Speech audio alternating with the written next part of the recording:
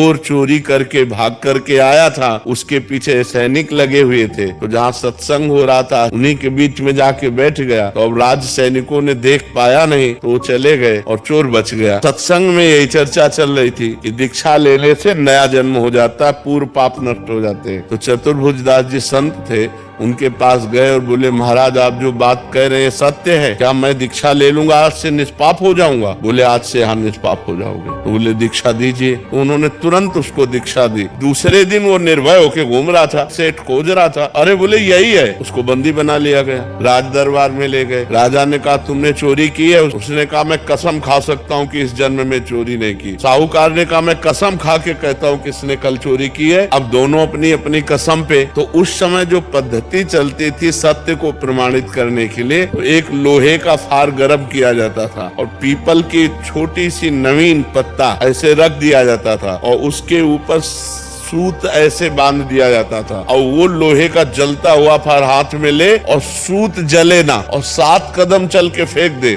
वो सत्य माना जाता था। तो ऐसा ही चोर के साथ किया गया। जे ही पूरी पद्धति करके ऐसे फार और 7 कदम चला फेंक दिया, बिल्कुल सूत ज्यों का त्यों। अब तो राजा ने सेठ को कहा इसे फांसी दो। जब उसकी फांसी की बात कहते बोले सरकार नहीं वो भी सही है। बोले कहानी ये है कि हमने कल चोरी की थी लेकिन फिर हमने दीक्षा ले ली, तो दीक्षा से नया जन्म हो जाता है, इसलिए मैंने इस जन्म में चोरी नहीं की।